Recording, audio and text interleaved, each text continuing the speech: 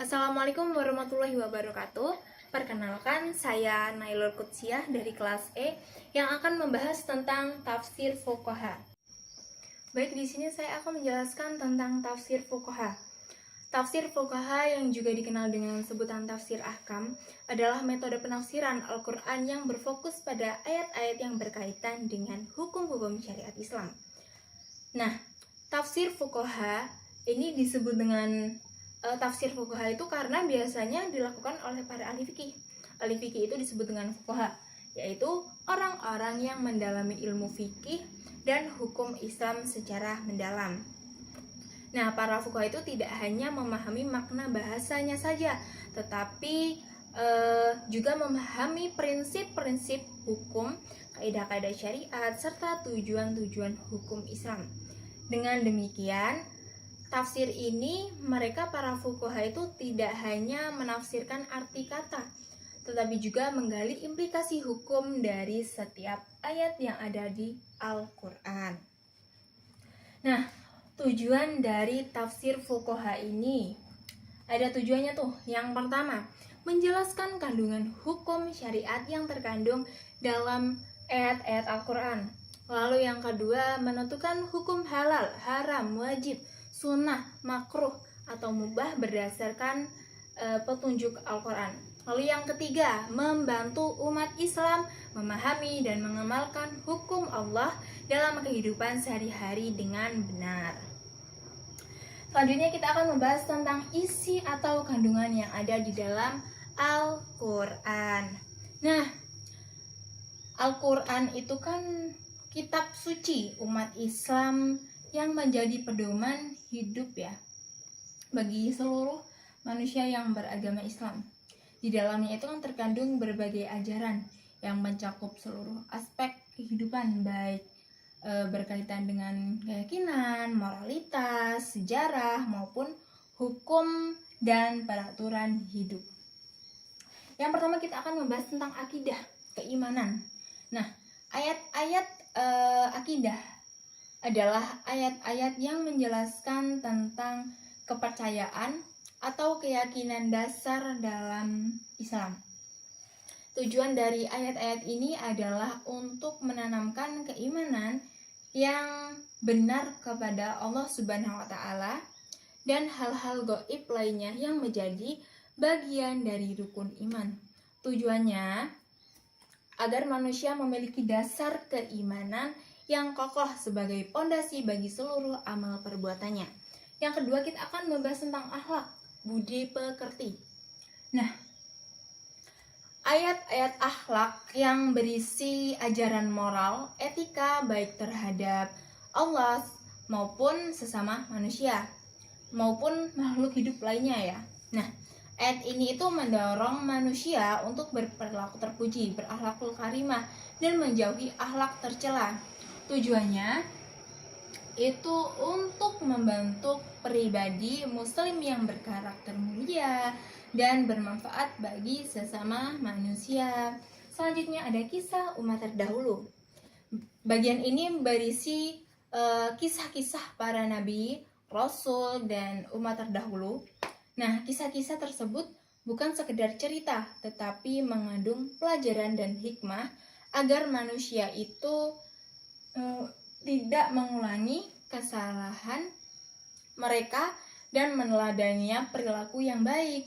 Nah, tujuannya itu memberikan teladan dan peringatan agar umat Islam mengambil pelajaran dari sejarah pada zaman dahulu. Selanjutnya ada ayat hukum atau ayat al-ahkam.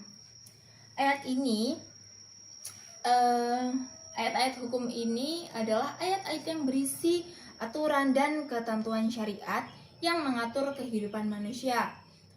Ayat ini itu menjadi dasar bagi pembentukan hukum Islam atau fikih.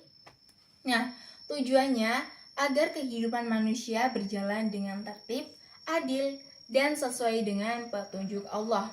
Ayat-ayat hukum atau ayat al-ahkam inilah yang menjadi fokus utama tafsir fuqaha.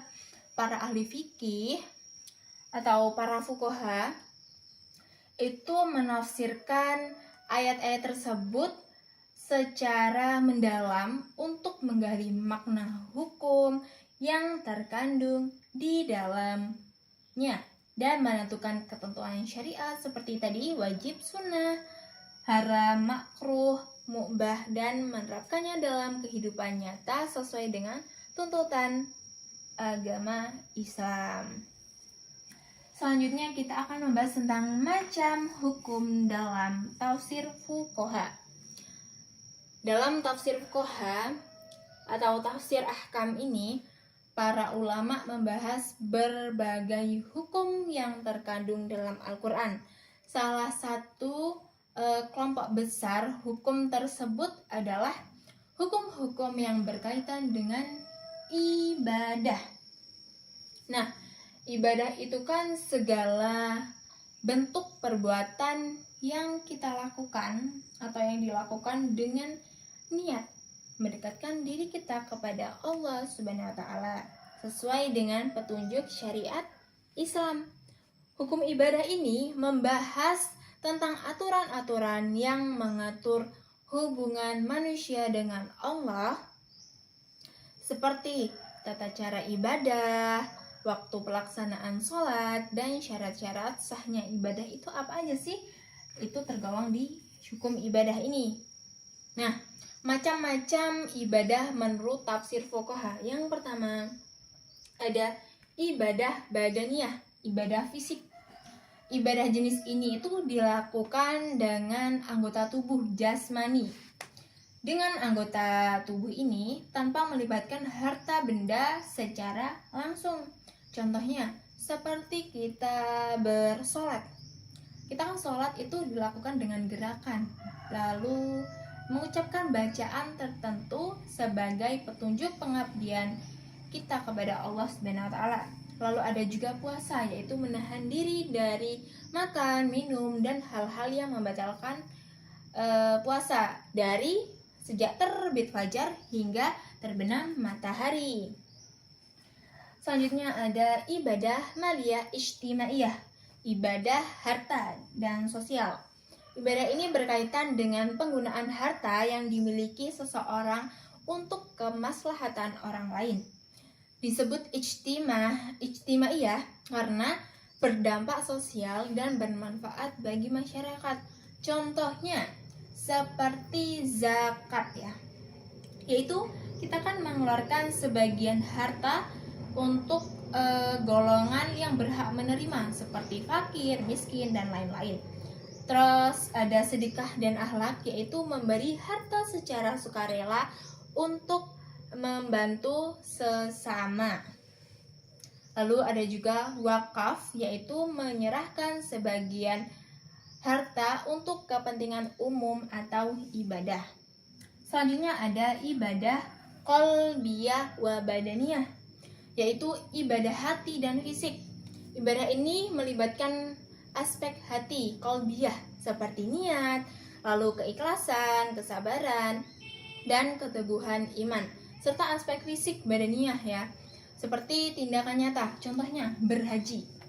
Itu kan kita memerlukan kesiapan hati, niat, lalu keikhlasan, lalu tenaga untuk kita melakukan perjalanan tawaf, wukuf, dan lain-lain. Lalu ada juga berjihad, yaitu dilakukan dengan keikhlasan hati untuk membela agama Allah dan bisa mencakup pengorbanan tenaga, waktu, dan harta. Lalu ada juga bernazar, yaitu janji dalam hati untuk melakukan sesuatu karena Allah yang harus ditepati dengan tindakan nyata. Yang kedua, kita akan membahas tentang hukum muamalah.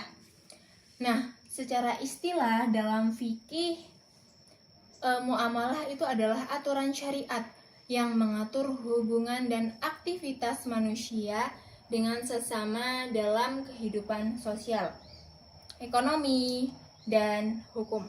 Nah, jika hukum ibadah itu mengatur hubungan manusia dengan Allah, nah maka hukum muamalah ini mengatur hubungan manusia dengan manusia yang lainnya.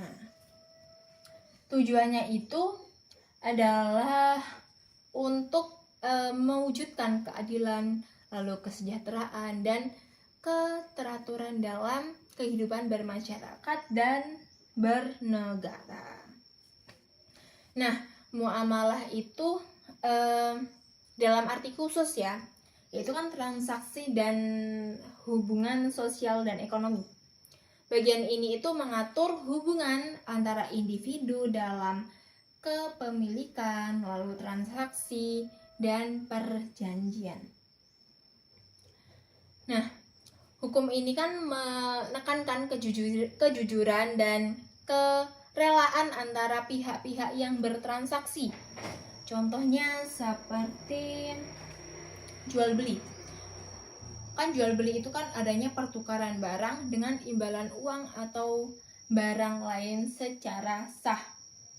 Lalu ada juga hutang piutang, yaitu memberikan pinjaman kepada orang lain dengan niat membantu tanpa mengambil keuntungan yang batil. Selanjutnya ada sewa menyewa, yaitu memberikan manfaat barang atau jasa dengan imbalan tertentu. Lalu ada juga warisan, yaitu pembagian harta peninggalan orang yang meninggal sesuai dengan ketentuan agama Islam. Selanjutnya ada munakahat ya. Munakahat atau hukum keluarga. Nah, munakahat adalah bagian dari muamalah yang mengatur urusan keluarga dan pernikahan, mulai dari pembentukan rumah tangga hingga pemeliharaannya. Nah, ruang lingkupnya itu meliputi yang pertama ada nikah atau perkawinan, yaitu ikatan antara laki-laki dan perempuan untuk membentuk keluarga yang sakinah, mawaddah, dan warahmah. Lalu yang kedua ada talak, yaitu perceraian. Itu adalah jalan terakhir ketika hubungan rumah tangga tidak dapat dipertahankan. Lalu yang ketiga ada rujuk, yaitu mengembalikan hubungan pernikahan setelah talak 1 atau talak 2. Lalu yang keempat ada nafkah, yaitu kewajiban suami untuk menafkahi istri dan anak-anaknya. Nah, selanjutnya kita akan membahas tentang jinayah. Jinayah itu adalah bagian hukum Islam yang mengatur pelanggaran dan kejahatan serta menetapkan sanksi atau hukuman bagi pelakunya. Nah, tujuannya itu bukan hanya sekedar menghukum saja, tetapi juga mendidik dan menegakkan keadilan pada masyarakat serta juga menjaga keamanan. Contohnya seperti zina, lalu pembunuhan, dan pencurian. Selanjutnya kita akan membahas tentang metode tafsir fuqaha. Nah, dalam tafsir ini, penafsiran tidak hanya menjelaskan arti kata atau sebab turunnya ayat atau asbabun nuzul, tetapi juga kita meneliti, para fuqaha itu meneliti makna bahasa, itu yang pertama. Lalu yang kedua ada melihat sebab turunnya ayat atau asbabun nuzul. Yang ketiga yaitu membandingkan dengan hadis Nabi. Dan yang keempat itu ada menggunakan kaidah ilmu usul fikih atau ilmu tentang cara mengambil hukum dari dalil.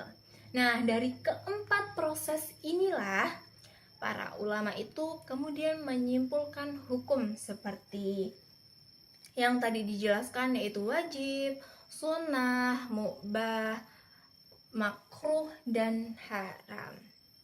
Lengkap juga dengan penjelasan tentang syarat, rukun, pengecualian, dan hikmahnya. Dan kita ada contoh ayat tentang tafsir fuqaha ini, yaitu Quran surat Al-Baqarah ayat 43 yang artinya, tegakkanlah sholat dan tunaikanlah zakat dan rukuklah beserta orang-orang yang ruku. Dari ayat ini, para fuqaha itu menjelaskan lebih mendalam tentang hukum sholat, seperti syarat syahnya sholat, sahnya sholat itu kan berwudu, lalu menutup aurat, dan memastikan waktu sholat itu sudah masuk. Lalu yang kedua ada rukun sholat, yaitu seperti niat, takbir, ruku, sujud, dan sebagainya. Lalu yang ketiga ada syarat wajib sholat, yaitu seperti sudah balik, berakal, dan beragama Islam. Nah, tafsir fuqaha itu adalah tafsir yang berfokus pada ayat-ayat hukum yang ada di dalam Al-Quran. Tujuannya itu supaya umat Islam memahami dan menerapkannya dalam kehidupan sehari-hari, baik dalam urusan ibadah kepada Allah maupun hubungan dengan sesama manusia. Mungkin cukup itu yang bisa saya sampaikan, kurang lebihnya saya mohon maaf. Saya akhiri, wassalamualaikum warahmatullahi wabarakatuh.